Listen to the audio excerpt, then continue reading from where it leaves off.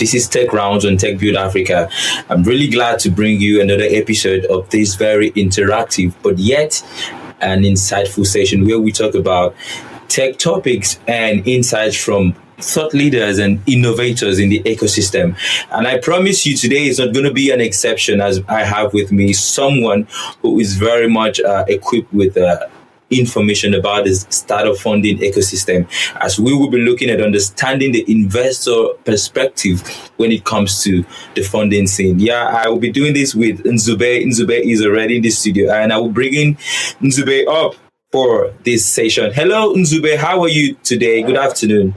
Hi, good afternoon, Manuel. Thank you for having me. How are you? I'm fine. How do you feel today about this session? I'm actually pretty excited. Couldn't sleep last night getting ready. No, just kidding. No, this is good. I think, and thank you for that kind introduction. I think, there's a lot that we can discuss. Looking forward to the comments, looking forward to the feedback and the responses from your audience. So excited, yeah. Yeah, thank you very much. I'm glad that you're excited. So if you're excited, then I'm overexcited about this session. And I can't wait for us to unravel the hacks and the insights we have as regards to the startup funding scene. All right, so I'll just look at a brief bio of Nzube before he actually says what he is. Nzube is an entrepreneur, an investor, and with an angel VC, a producer too, and a model. So he currently serves as a corporate finance director for Smart Entertainment Group, former investment manager for Waira in UK. So yeah, Nzube has every qualification to speak on this topic, very topic here today. And yeah, when we're speaking about the startup funding scene in Africa, we can see there has been a tremendous increase in the innovation sector of Africa generally, and how you see everybody is building something today. Everybody's building his or her own innovation in one way or the other. And one way we can encourage people coming out with such innovation is when they can position their products to attract funding. And how do you attract funding is basically how you pitch your vision to your investors. Apart from your investors, you also have to ensure that you are positioned for your consumers to share in your vision. What's the story around your product? What problem are you solving? So I think those are some key things we will be identifying today. And then the African startup ecosystem has experienced exponential growth, and in the past decades, thanks to the innovative ideas emerging from the region. So, however, a lot of founders still struggle with the funding game. And why are they struggling? Those are the things we're going to be looking at today. In this interactive session, we delve into the minds of investors to uncover what drives their decisions and what they seek in potential startups. So what are the investors looking at? So if I am an investor, what am I looking at when you tell me about your proposition? What do I see when you present your innovation to me? So these are very important things to look out for. So the ultimate purpose is to better advise and equip startups and entrepreneurs with the techniques of positioning their ideas to attract the interests of investors. And yes, I'm very glad to have someone in the studio who would be doing justice to this topic. So for starters, I want to urge you to share on your platforms, share on every social media platform that Tech Rounds is live, and no one should miss this, especially if you're an entrepreneur or a startup founder. Okay, so let's look at the basics. So what is startup funding? It's actually the process of raising capital, financial capital, from various sources to support the growth of your innovation, to support the growth of whatever you're building. So it's a significant funding to upscale your operations. Okay. All right, Nzube, it's glad to have you on this show today. I would leave you to quickly do your brief introductions. How do you want people to see you, and what are you doing in the ecosystem, Nzube? Thank you. I'm Nzube Ufodike. I'm Igbo, mana family member in Birmingham, UK. So, and I grew up in Jos, Jos. I'm based here. For those that don't speak Igbo, I just said my name is Nzube Ufodike, even though I was born in Birmingham, UK. I grew up in Jos, Nigeria. And I'm based here in London, UK. So what I currently do is manage a portfolio career. So I do several things. It's sometimes tricky for people to put a handle on what specifically I do. But I'll say in a nutshell, it's adding value to companies, helping small to medium-sized businesses that are trying to scale. So I come in as an advisor with my team, support them with their strategy, fundraising, and introductions to help them get from where they are to where they need to. And I do that under the brand Amu Advisors. And I know that there's a real problem, as you've mentioned, when it comes to attracting capital from the right financial partners. It's not the easiest thing for startups in any part of the world, not just in Nigeria. In the UK, it's just as tough. In the US, it's just as tough. In China or anywhere else in the world. As someone that's trying to build a vision where you haven't proven all the specific elements of what that vision is, there's always a challenge. So we can talk through that in some detail, but what I do is help de-risk and give information from an investor standpoint that will support the entrepreneurs with their fundraising journey. And earlier this year, I also started an angel syndicate. I've been an angel investor for over 10 years, and I have nearly 12 companies in my portfolio. So I'm not a prolific investor, but I thought it would be worth putting together a few people that are interested in capital allocation to come into rounds with me and back companies that I discover. So we don't have any special purpose vehicle to allocate. We all invest individually into entities under the banner of Amu Angels. And Crown Caste, last but not least, is a platform that I co-founded that's focused on financial education for SMEs. And the reason I do that is not everyone can afford an advisor or afford to or doesn't have the network to get the access to the people or the resources that will get them through to the right financial partners. So Crown Caste is content that's, hitting just that point, giving advice to companies that want to make sure they have the right sort of foundation when it comes to finding the financial partners to get their company to the next stage. Quite interesting. So I wasn't mistaken when I said you the right person to give insight on this topic. So I can see you have over 10 years of experience tied to your belt, and that's amazing. And then the portfolios of companies you have under you over the years. When you talk about the startup funding processes, there are a lot of stages from bootstrapping. You need to go through bootstrapping when you're starting off to the different funding series, and those are the things we'll be talking about actually.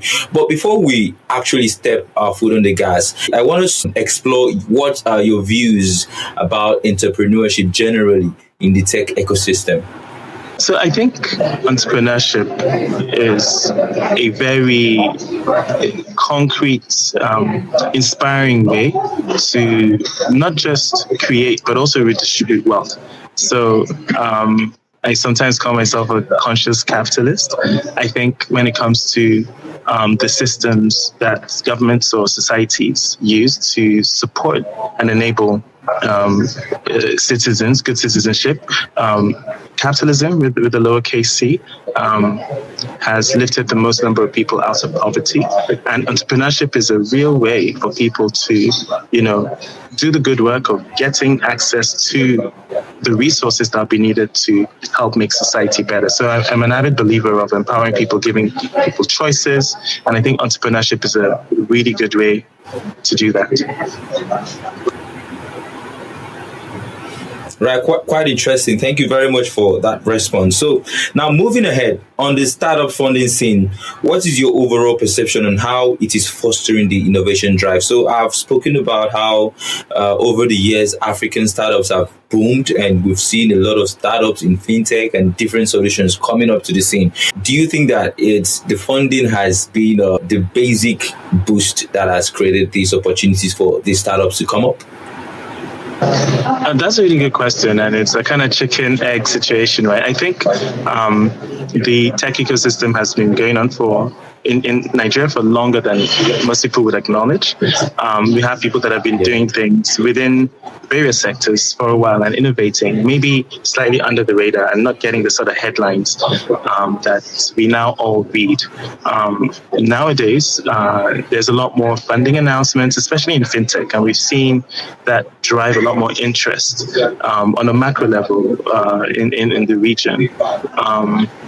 Maybe the last 8 months have been more challenging in the region, but that's in line with general funding across the world. So VC as a segment pretty much collapsed in the UK and Europe early this year, and it started to kind of wobble late last year. When I say collapse, I mean funding volumes in terms of capital allocation and in terms of number of deals, went down by over 70-80%. Exactly. So from that perspective, African countries are not immune to that sort of economic tightening that we're seeing globally. So I think more recently we've seen more down rounds, even in those companies that were just going through massive growth spurts and getting more and more capital. This is a period that money is harder. It's not as easy as 2 years ago to raise capital, or even as last year. But I think that innovation itself that's happening is kind of still encouraging capital flow into specific niche areas. So, I mean, everyone knows about, investments that go to the painkillers, not multivitamins. As long as it's solving a problem, there will be capital to get into your venture if you've structured your approach to fundraising right and you have the right framework for capital allocators. And one final point I'll make is when it comes to investments driving innovation, I'll say it really should be more around solving a problem that will drive the innovation. And then once you're solving a problem, you've identified a market, there's a solution, there's some product market fit, you have some traction, you started to de-risk in your own unique way, you started to de-risk that opportunity, it then makes it easier for an external capital provider to come in. And it doesn't have to be an investor. You could think a little more broadly about the type of capital partners that you seek out. It could be a grant funder, it could be any other type of, money. I want you to actually bring it out there, the types of investors that we actually have and how their investment options vary, because it's not just enough to want to attract an investor. So I believe you also need to know, what kind of investor am I looking to attract to my innovation or the idea I'm having? You need to also weigh and know what you're taking home at the end and what they are taking home. So I think it's a prerequisite to, at this stage, to actually know the types of investors that do exist and how their investment options or objectives are aligned with yours. So do you think you want to throw more light on this one? Sure. It's going to be a long one, but I'll try and keep it brief. And before I start describing, I'll say there's no universal law around this. So as much as, some generalizations would be made, you would always find an exception.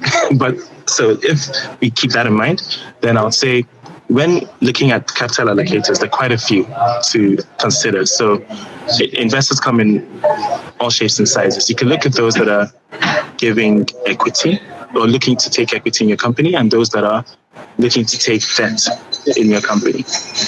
And I'll talk about a couple of options in each of those.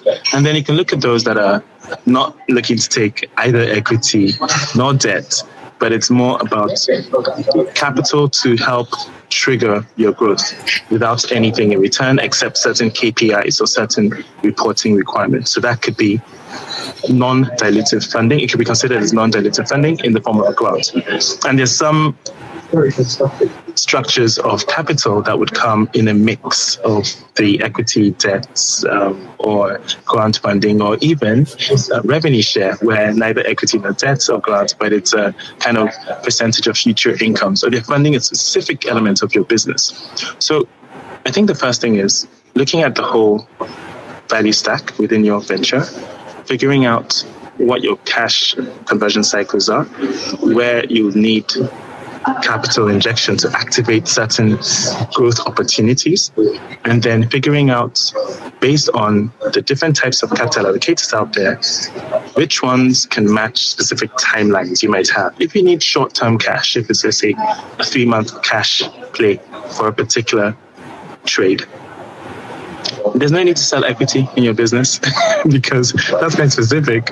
You're looking to just get maybe a project financier to give you a particular instrument on maybe debt terms. But if you're looking to maybe build a laboratory that's going to be testing blood samples and getting you unique enzymes or whatever, then you want to make sure that you have a longer term partner, because you're going to probably take a couple of years to get to the point of breaking even, So with equity allocators, if we focus on that for a minute, there are quite a few different types. So there's the one everyone likes to talk about, venture capital.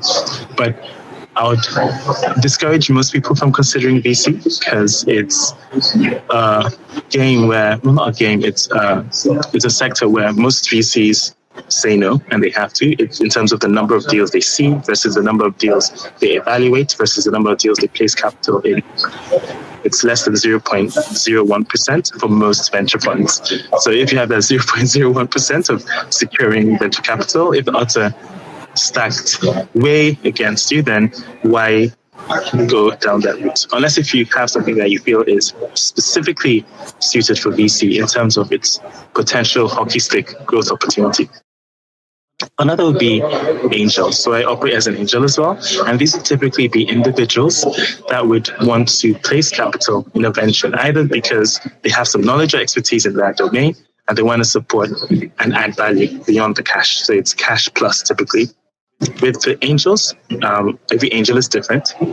Angels would typically want to know that they have some degree of a relationship with the founder, because it's their own personal capital. It's not like their money goes in trees, right? They're investing their hard-earned cash, and they want to make sure that they've taken enough time to do some due diligence. So some angels take a little longer to place capital. I'm one of those that takes too long sometimes. But with respect to angels, sometimes they operate as syndicates. So just to clarify in terms of the volume of deals that are done, normally VCs write much larger checks. So they can write checks, from the hundreds of thousands of dollars to the millions, tens of millions of dollars typically. Whereas angels would be less than 10% of that they can write. So write checks of Hello, can you hear me? Yes, I can. Can you hear me? Hello? Yeah, I think I was cut off for some bit because of network issues. I was really following what you were saying. That the choices of investors, breaking equity, and where your objective should lie. So Sure. let's make this let's just cut to the chase. So what looking at the different types of startups that we have people that are just bootstrapping, or people that have been in the scene, maybe have gotten like the first round of funding or the second round of funding. So what kind of investors would you prefer to these kinds of startups to be looking out for at those stages? Sorry, I was rambling on the last time, but to the question, it depends on the type of company. Yeah. What does the company do? Is it a tech company? Is it a trading company? What does it do?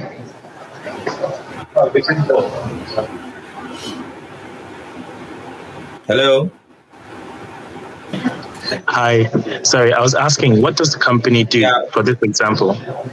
Okay, so I'm just giving you answers. I'm not okay. Yeah. Okay, let's say a tech company. It could be fintech. It could be, but just a company that is offering solution in the tech ecosystem. And of course, we have. So I was trying to say, which class of investors would you recommend for the startups at these different phases of their lifespan? Okay, we have people that are just starting up, maybe from bootstrap, and we have people that have maybe raised a series 1 and series 2. So what kind of investors should these different stages of startups be looking out for? So if it's a tech company that is tackling a significantly large market and its total addressable market is in the billions, right? Then from that perspective, you can start with, obviously do some bootstrapping and then maybe go to angels or angel syndicates to de-risk and get to the next phase. And then you can look at a seed round that might involve some VCs and then a Series A, Series B, etc. So I'll say the stage of the company, if it's earlier and how much it's trying to raise, then you'd really want to focus on angels, maybe even go into an accelerator, try and get some grants and non-dilutive funding.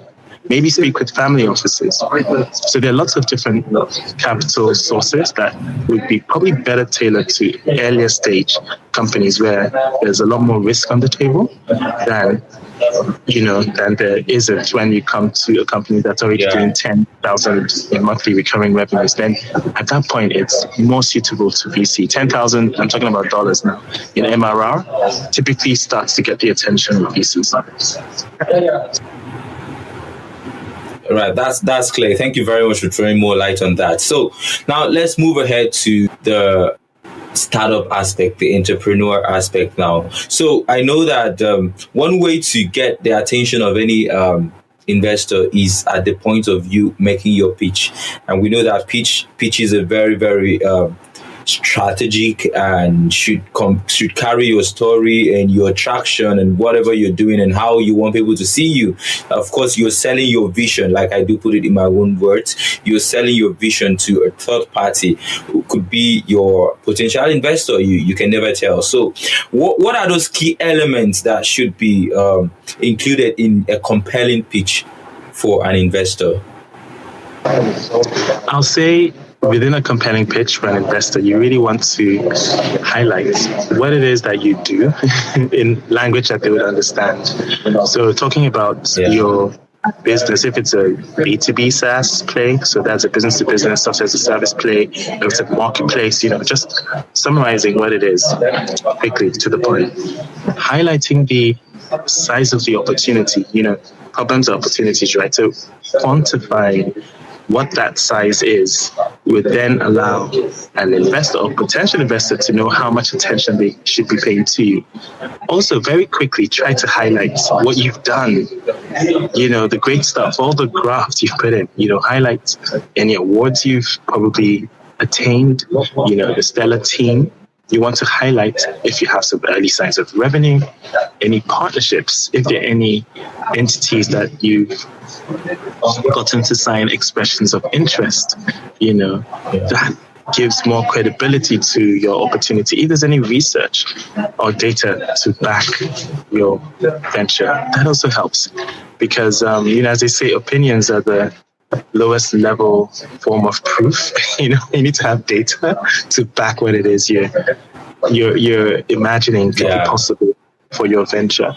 So go beyond, I think, or my parents think, or my friends think, to the data shows. If you can put that all in your pitch, then it helps to make you a lot more compelling. And the final thing I'd say is be clear about how much you need and what it is that you're sort of offering the investor, or the opportunity for the investor to engage and to probably disengage at some point. So the disengagement piece, for instance, is, okay, you're going to raise another round, which would allow them to do a partial exit if they need to, or you're going to IPO, which would allow them to do, an exit at that liquidity event. And the opportunity to engage, be clear about, okay, what you'd be allocating the capital to, what the needs are, and that would allow the investor to think through, okay, I can help with this, I can help with that. This is why I should be part of that particular opportunity. So being clear and doing all of that within 3 minutes is what I recommend. Anything longer than 3 minutes, not ideal. You want a very succinct pitch. You spoke about data and statistics. I think that's really key in a way, because I was in a couple of pitch events in recent months, and I could see how the panel of judges were very much interested in the data that you're presenting. So I think a lot of founders or entrepreneurs do that mistake of not getting their data very much right, because I think that is where they could just hold you by the jugular and like, how did you come to this? How did you get to this? What did you do to get this? Can you verify this? So it was very shocking that you see some persons can't even verify their data that they have, and this is very wrong. So how do you think these founders can better work with verified like data and statistics about their traction? Because I know that these investors are looking very much at your traction, and you need to also put out something that you know would interest them. So how do you bridge the gap between impressing your investor with traction and not overhyping what you have? Because as a startup, it's true that you're not going to be having a lot of huge numbers, but if you do have, how do you like demarcate this from just falsifying information that you have? So I guess there are two things here. So first, around data, a massive shout out to Stairs Nigeria. They're a great data repository. Try and work with them and whoever else you find to get information around particular segments. When it comes to pitching and using data, use the data, present the opportunity and the size of the market. It's okay to think big, sky is the limit. That's not the issue. But when you're representing what it is you have done and the traction you have so far, don't oversell that. Don't say you have a team of 90 people when actually you're just 3. Keep things real when it comes to data points that represent what has happened to date. And then the future vision of what it is you're trying to do, make it as high up as you can imagine, but then weave that story, that believable story as to how you get there. And that's where the assumptions you make, the investors will test and determine if, do you believe that or not, But you need to have a big enough vision, but you have to be very real about what you've done and where you are. Don't make up stories about where you are right now, because that would come out in the wash very quickly. In the due diligence phase, when it comes to determining what's present, everything you said that's not true would be a quick fire no, and you wouldn't get past the due diligence phase. Yeah, just like shooting yourself on the leg. So, is there anything you want to add as regards to what should be in a compelling pitch when someone is pitching to an investor before we wrap this one up? I was wrapping up by saying, keep it brief, 3 minutes max. The reason is, with a brief pitch that touches on all the various elements of your company, you give the investor the opportunity, or the capital allocated the opportunity to get that helicopter view. Remember, most of these investors they have ADHD. No, I'm kidding. No, most of them are time poor. So more seriously, they want to get to the point. So give them the helicopter view on everything. And then what you want to do post 3 minutes is give the investor a chance to ask you questions. And they will then ask you questions on areas that they are interested in. So there's no point spending a lot of time talking about your product or some data you have that's irrelevant to them when they are more interested in knowing about something else. So keep it brief in terms of the pitch, and then quickly move on to a more conversational style engagement where you are listening to what they are asking you specifically and responding to that. That's what I'd like to say. Summarily, if you are a founder or an entrepreneur who wants to pitch to an investor, so you should consider generally making your pitch a brief one. I think the ones I know, I think the max minutes they give is 5 minutes. So you should not be exceeding 5 minutes so you don't get destabilized when you like putting out your idea out there. The worst thing that can happen to you is to lose your focus and confidence. So make it brief and let it be a story, okay? Let it be that you're sharing your vision and you're projecting the future of what you're building into the minds and mentality of the investor. I think that works a lot of magic. And then your data, your traction, and then you should try not to falsify, because if you're investigated and you see that some stuffs are not moving well, then it's just like you've spoiled the whole thing that you've been trying to build, the impression you've been building from start. So you need to like go back and to the drawing board and try to fix some things, okay? All right, thank you very much. And we're moving ahead from that. And now let's look at the investor itself. Remember, we're trying to look at the investor's perspective. So I know that there are a couple of founders watching this right now and innovators who will be watching a replay of this. So from the investor's perspective, what do you think? I believe you have an experience in this sector. What do you think that the investors are looking out to investigate when a founder or an entrepreneur makes a compelling pitch? What are those things they are looking out for to investigate, to be able to convince themselves, okay, this guy, I like what this guy is doing. I want to put my money here. So what are those things? So typically, and it depends on the investor, right? Some investors run a more thorough process than others. Others would be very light touch with their due diligence. So with angels, or to an extent, maybe some family offices, then the process might be less rigorous. But if you're looking at maybe VCs or even banks to provide loans or trade financing options, investors would, those sort of capital allocators would want to test lots of the things you said about your venture. From basics, the legal due diligence. Does this company have the rights to operate? Do they have the correct entity? Is there any encumbrance on the IP? So making sure that there's the whole legal framework would be level one. The next thing would be ensuring that the investor sees your financials. They want to make sure that you have the right financials, models, your cash flow forecasts, your profit and loss statements, your balance sheet. All of that needs to add up. That's a finance DD. They will test some of your unit economics and any assumptions you're making around your numbers. That's very important. Another layer of DD, so apart from the legal and financial DD, there's some technical DD. So the technical DD might focus on what algorithms or solutions you claim you have. They'll kick the tires around that a little bit, test it as a user. From a user's perspective, they want to open underneath the hood to just take a look and get some comfort.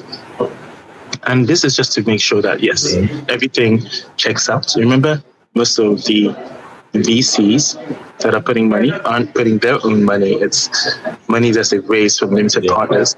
So they need to go through a level of due diligence and financial, technical, legal rigor to give their LPs comfort that they have done everything that they can. They'll literally shake you down to make sure that if there are any skeletons in the closet, they'll come out. Yeah. And they don't invest in something. Yeah, they don't invest in something that is a dud really. So those are the main areas for. I mean, nobody actually wants to throw their money away like that, right? Of course not. I believe that people are picking some of these points. So if you're hoping to go out there with your idea to sell it to an investor, then you should be having this information ahead of time so that you are not taking off guard. Okay. All right. So another thing about getting funded or approaching an investor. So I think these startups should have some kind of tactics. I could call it a skill, but let me say tactics, negotiation tactics. Okay, so I believe that once you are an entrepreneur, a founder, you are a businessman automatically. So you ought to have negotiation tactics. So it's not just all about the investor because they are bringing money, but it's your idea. Okay, for God's sake, it's your idea, it's your innovation, it's your baby, literally. So it doesn't matter what the money is saying. You could always get another investor next time. So how do you play your tactics when it comes to negotiation? Instances where you lose your concept because of the kind of investor that you've called on board to your company and everything goes there well. Okay. So how do you ensure that you have negotiated? So what are the things that startup founders should look into to ensure that they come out of that pitch or relationship being the best of the negotiator to their own interest and not just losing their company or something like that in future? Just to clarify, when you say the ideas get lost, do you want to just expand on what you mean about those ideas getting lost or losing the company? Okay, let's say I call an investor on board and I don't really pay attention to what they need, like break equity and stuff like that. And then at the end of the day, I discover that I'm not really gaining much as the initiator, as the ideator of that company. I'm just like a figurehead. So that's what I'm trying to put out there. So how do you ensure that when once you're calling in, you're onboarding an investor to your company, you still retain at least a larger say in how your company is being run? I don't know if that's clear enough. Okay, it's clearer. So this is more around ownership and control. So with respect to giving away equity specifically, and even debt to an extent, there's a degree of ownership and control you trade off, right? You make those trades for capital. Because initially, I thought you were talking about the idea changing or pivoting from one concept, and I was going to say, well, no. The idea that you have initially doesn't have to be the idea that you scale with. That's natural and normal to pivot. But with respect to ownership and control, there are standard models that apply to each stage, and it's worth looking up what these numbers should be. I know in emerging markets, it's harder to negotiate fairer deals because the cost of capital in emerging markets is higher than the cost of capital in more developed markets. So it's a slightly different game that entrepreneurs have to play in many developing countries. But typically, you want to give no more than 20% dilution in any round. And each round typically should give you at least 18 months, ideally up to 20 months of runway. So the concepts of runways and rounds, hopefully the audience is familiar with. If not, please Google. But I would say 18 to 24 months runway, which is how much time before you'd need another capital injection, if at all, is key for each raise that you go through. And 20% dilution would be the max. If you can get it closer to 15 or even 12% dilution, that's a good negotiation. And how do you negotiate? Your position is strengthened by how much risk you've taken off the table, how much you've proven that you have been able to accomplish without the investor. That's your negotiating position. And it's a conversation. I'll say the negotiation style will be just as unique as that particular interaction. It's like going on a date. You want to put your best foot forward, but you also want to make compromises. Otherwise, it's not a relationship. Both of you would have to feel comfortable. It has to be a win-win. Yes, it's the entrepreneur's idea, definitely. But the entrepreneur, in many cases, would need external partners to take it to the next level. And I think being fair and being aware of the options, is something that would help with anyone that's trying to negotiate hard. So if you have very few options, then it's difficult to negotiate in your favor, right? You need to make sure you have some options. That will give you more strength to your negotiation. Know your numbers. Know what's pre versus post revenue. Pre versus post round valuation. So the pre-money valuation, post-money valuation, two different things. Don't get caught out on that. And get an advisor. I know I'm biased because I'm an advisor, but I'll say get an advisor to support you through the round. Remember that you might be doing this for your first, maybe second time. Advisors have done this dozens of times, maybe many more times, and investors have also done this dozens of times. So many times. So you could be an information disadvantage if you don't have someone that has been through the mill, that has gone through several deals, several transactions, and has worked on literally dozens of deals. Then it's harder to gauge like what's market sensible and what's just taking the piss. Yeah, thank you very much. Yeah, I think that's clear enough. So the highlight of everything is to have an advisor. Okay, the investors you're liars you're dealing with, they've been in this business for some years, and then you could just be an emerging entrepreneur who is in the game, and you make some decision that wouldn't be in your favor. So it's best to always have an advisor out there. For questions, I can see some comments from our viewers here. Emojis from Mind Nation. Wale Oguntokun. Okay, nice tips. Thank you and well done. Yeah, that's you, Nzube. Yeah, and That's for the questions. Insightful. Okay. Yeah.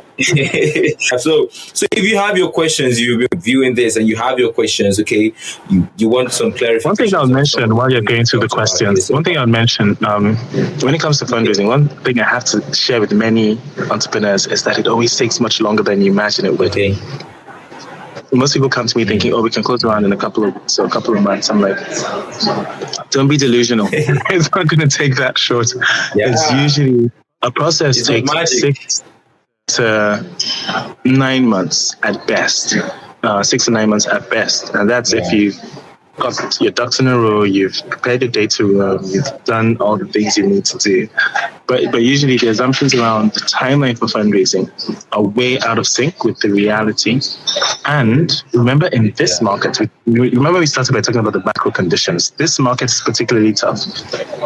Access to liquidity for early stage startups is more challenging. So guess what?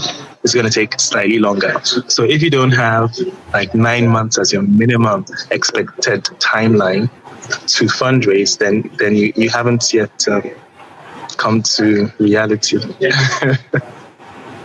What it is. Thank you very much for putting that clear. All right, so we've talked about positioning for identifying your potential investor, positioning for them, pitching to ensure that you catch their interest. We look at the couple of things that they are interested in when they want to invest their money, because it's business and they don't want to throw their money around where it's not going to bring in some ROIs. Okay, and then now I think it's now time we talk about utilizing the funds that have been raised. Okay, over time we've had scenarios in propaganda and tales of startup founders who raised funds and decided to get yourself the best cars around, the best clothes around, and everything. So it's about getting funding for your personal life. So I think people need to differentiate between your business and yourself. Okay, so you're not getting funding for yourself, you're getting funding for your innovation, that you're creating solutions to problems that exist in the society. So I mean, if you're doing it the other way around, then I think you should be apprehended. Okay, so just to put this in the limelight out there. Okay, so how do you think startups and entrepreneurs can better utilize the funds that they have raised over time to ensure that, I mean, everything works out, the investor is happy, and you are happy at the end of the day? I know no fund is totally enough to do what you build to a certain level. Yeah. With respect to just that deployment, obviously, taking a salary, which would be minimal, and typically founders, CEOs, and co-founders get paid very little in the first few years, if at all, because you're taking a sacrifice. Remember, you're building a company and you're deferring that, short-term gratification. You're building a company that's potentially worth millions. You'd be a paper millionaire, perhaps, relatively quickly, maybe within 3 years, you could be a paper millionaire. But liquidity and cash flow is not something that you as an individual will probably enjoy until maybe year 5, perhaps. So, and that depends on several other factors. That depends on how liquid your business is. That depends on what other fundraising events you've had. But typically, the capital you raise as part of your pitch, remember we talked about how you pitch? I talked about placing numbers around what it is you do with each of the pennies or pounds, your naira that you raise. So you're going to spend money in operations, you're going to spend money in marketing, spend some on your tech stack, spend some with some regulatory considerations. It's going to have to cover things that would be of long-term value to your business, because you're building the value in the company to get to the next milestone to unlock more cash, potentially either from sales, which is always the best when you can get value from clients, paying clients, customers that value your product or service. That's always good. But if you're not getting to that stage, then it's getting to the next stage that gets more capital allocators interested in placing capital to support you to scale beyond that. So, no, I think if you're into get rich quick schemes, then starting up a company is probably not one for you.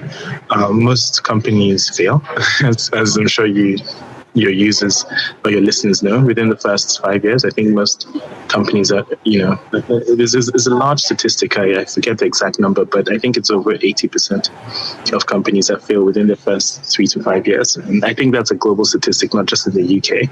So it is a tough business. But you have to be in it for the long haul. You need to build the right partnerships. Yeah. You need to be able to just delay that instant gratification and focus on building value in the core business. Making sure you sweat each dollar in your business. You build the company. No, not you. Just keep building. Survival budget. Yeah, just keep building. Keep building that funnel. Keep getting those sales. Keep de-risking. Keep getting to the next level.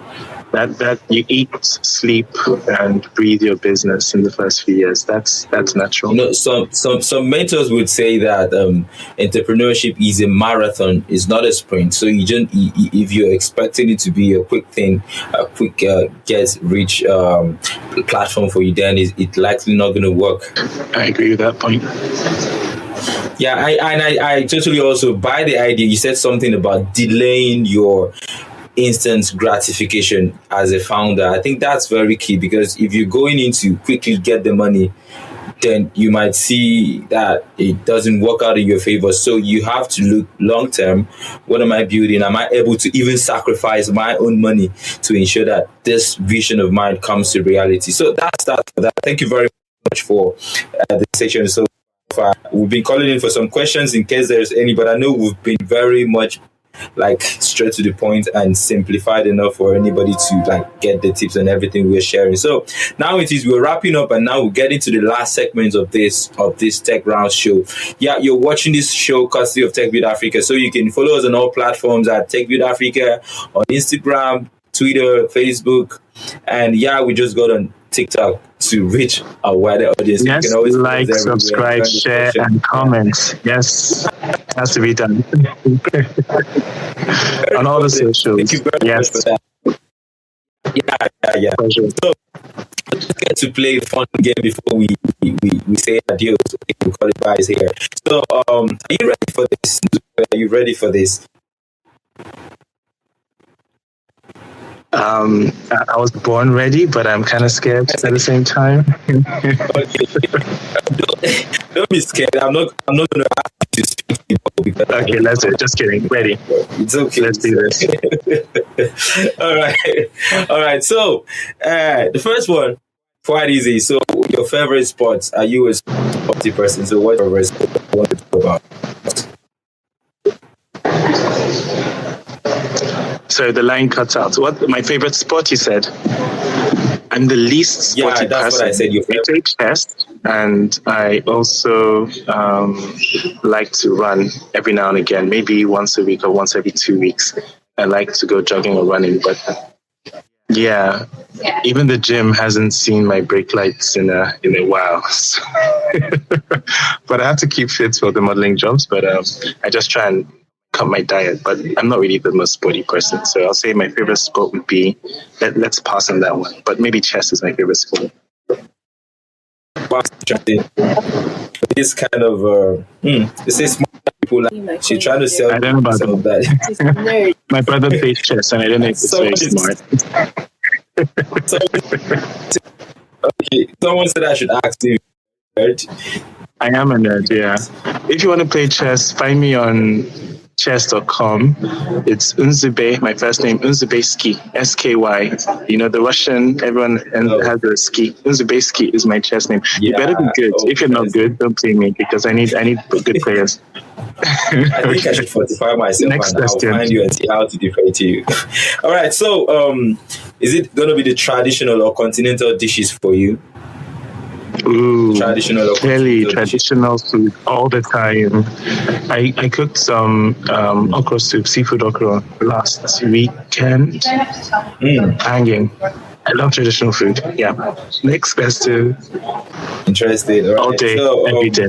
Now, we're living in a world. Yeah, we're living in a world where people work remotely and hybrid. Now we have hybrid, we have remotely, we have on site. So would you prefer to do a remote job or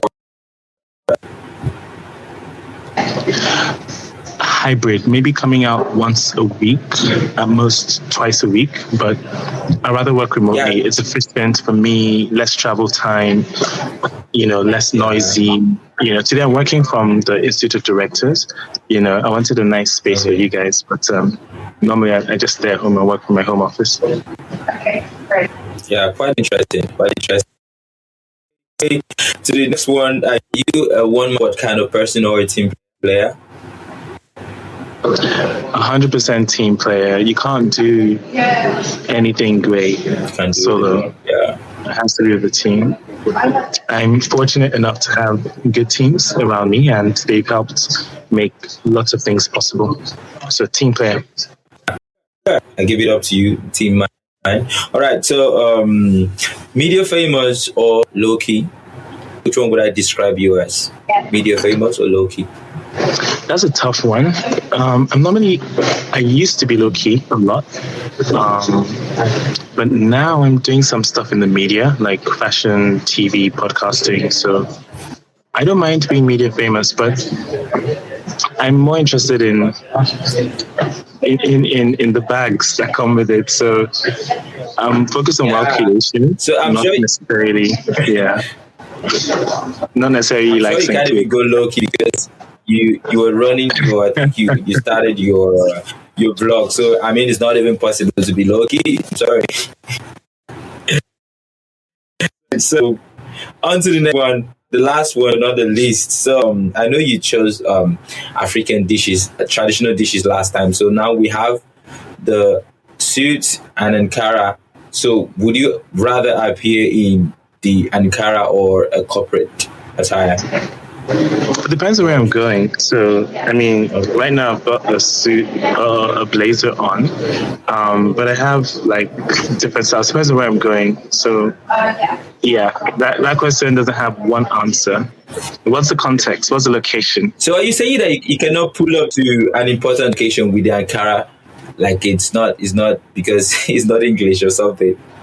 It depends. No. So, for instance, I met King Charles in January, and I had a traditional outfit on. So I had an outfit that was made by a Nigerian designer, and for me, it was important. Many of my colleagues had suits, no shade, but I was like, while I meet King Charles in a suit, I wanted to wear something that was traditional. So, but it depends. If I'm going to a certain type of business meeting, and I don't want it to be the point of the conversation, I don't want it to be distracting, then I'll just wear a suit. I look good in a suit and a tie, right? But if I'm going to certain spaces where there's room for cultural expression, then I'll, put the full East, South, West Africa, North Africa. I'll come through the fashion, but it depends on the space I'm occupying and what I'm trying to give. Check out my Instagram. You should see me on Instagram when I dress up. I do a lot of. You said something about when you're going to an event that would need cultural expression, but the suit we wear, it's someone's culture. So if I choose to appear on Ankara, I think if I appear on suit, that's someone's culture, so to say. So if I appear on Ankara, that's someone's culture. So all of them are cultural expressions, but let's leave that for another day. So I don't complicate issues here. It's a fantastic debate. It's fantastic, and I see your point. I think generally, yes, but I'll say it's slightly nuanced because there's a neutrality that comes with a suit. So I wouldn't say a suit is necessarily purely Western. It's a business language. And there are different ways you can wear the suit that will still have a nuance to it. But I have various ways I want to counter this, but I think we should fight this backstage. No problem. Let's take this offline. Let's take the fashion wars. Thank you very much. Thank you very much, Nzube. It's been fun. I can tell you've been fun, insightful, and interactive. Yeah, on Tech Rounds. Yeah. So I could see someone was even. Speaking up for me, Mr. Akinyemi Sheun, thank you very much. It was like, maybe it's his network. He should join back soon. Yeah, I was back, and I'm glad to have ended this the way I started it here on Tech Rounds. And Nzube, just before we wrap it up, can you tell us how people can get to connect with you? Because I'm very sure but a lot of person that will be coming across this content, they will want to reach out to you for coaching or mentorship advice on how to position themselves to investors for funding or how to go ahead their funding processes. So I would love you to share how these people can connect with you. The best way would be if you reach out on LinkedIn, but don't just click connect, personalize the invite. So on LinkedIn, instead of clicking connect, add a note, just say, oh, we saw your tech rounds, love to have a chat. Then that way I kind of connect the dots. The other way is I try to share more information about fundraising and stuff on my social. So Twitter has some information. The Crown Caste website has some information, so you can consume the content. It's crowncaste.com. I'll type it in the comments shortly. So CROWNCASTE.com. I'll say also, if you go to amoo.co.uk, amoo.co.uk, you can get some more information and reach out through there. So multiple ways to reach out to me, or hey, just reach out to me through Emmanuel, who would be able to, or Tech Build Africa, who would be able to put you in touch with me.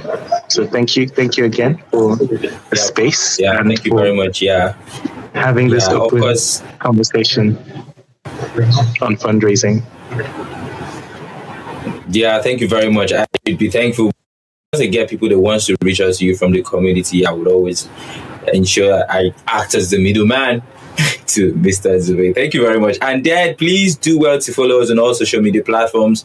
Like I mentioned earlier, our site is techview.africa. You can find us on Google or any search engine. Okay, and then you could consume our content there. Find us on Instagram, TechBuild Africa. Find us on LinkedIn, TechBuild Africa. Find us on Twitter, LinkedIn, TechBuild Africa. Find us on TikTok. Now we're on TikTok. Voila, TechBuild Africa. And then you can connect with me to LinkedIn. I'm very active on LinkedIn. Yeah, I've been getting the both from innovators. Yeah, we've been talking a lot. So you can meet me on LinkedIn too, and we can see how we can talk about anything tech and innovation. You should get on Blue Sky as well. Blue Sky is a good one. Yes, if you're on Blue Sky, yes, that's the future. Yeah, Blue Sky. I actually requested to be on the wet list. So I don't know if it's been approved, but I'm still waiting for that. But for now, I think we are trading. Right now, we're trying to see how to trade. So yeah, I'm everywhere. I'm literally everywhere. On LinkedIn, Emmanuel Amogo. On Instagram, I am El Sabino. But if you type Emmanuel Amogo, I would also appear.